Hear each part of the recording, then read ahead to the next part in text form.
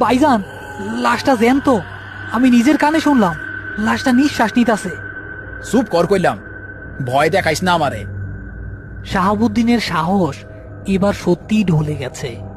20 বছরের লাশ বাহকের জীবনে এমন ঘটনা সে কোনোদিনও শোনেনি বা দেখেনি।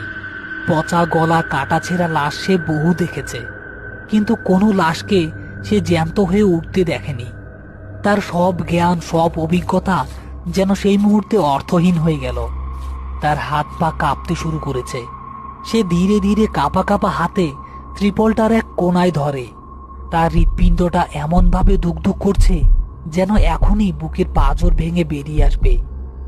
মতি দূর থেকে ভয়ে চোখ বন্ধ করে ফেলেছে। এবার শাহাবুদ্দিন এক ঝটকায় ত্রিপলটা সরিয়ে ফেলল, আর যা দেখল তাতে তার চিৎকারও যেন গলার ভেতরেই আটকে গেছে। ত্রিপলের নিচে বৃদ্ধ লাশটা আগের মতোই শোয়ানো আছে, মুখটা কাপড়ে ঢাকা। কিন্তু যা অস্বাভাবিক তা হলো তার পেটটা। লাশটার পেটটা অস্বাভাবিকভাবে ফুলে ঢোল হয়ে গেছে এবং সেটা তালে তালে মৃদুভাবে ওঠানামা করছে, যেন কেউ ভেতরে বসে নিঃশ্বাস নিচ্ছে। এ কি দেখতাছি আমি?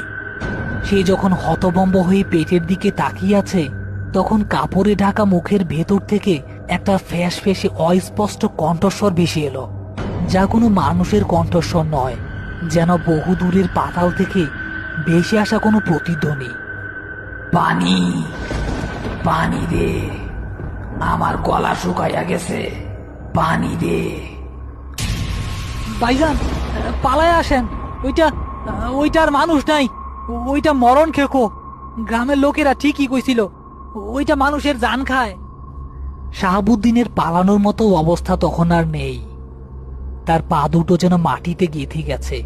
সে শুধু ফ্যাল ফ্যাল করে তাকিয়ে আছে লাশটার দিকে।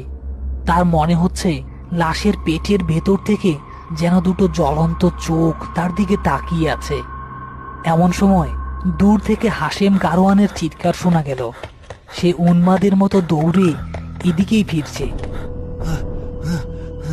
সর্বনাশ হইছে ওস্তাদ, পালায় চলেন, এই গ্রামটা ভালো না।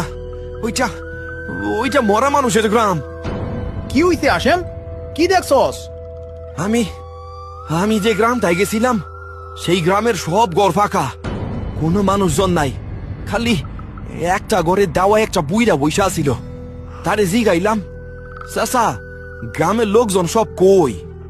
সে আমার দিকে তাকাইয়া হাসলো। তার দাঁতগুলো সব কাঁচা সুপারি দিয়ে রাঙানো। সে কইল, ওরা ঘুমাইতাছে, আইজ যাইতে বড় ভোজ, নতুন মেহমান আইছে যে। এই কথা বইলাই বুড়াটা তার মুখের ভেতর থেকে লম্বা একটা সাপের মতো কালা জিভ বাবাইল কইরা আমার দিকে আগাই আইতাছিল। আমি কোনো মতে দৌড়ায় পালাই আইছি।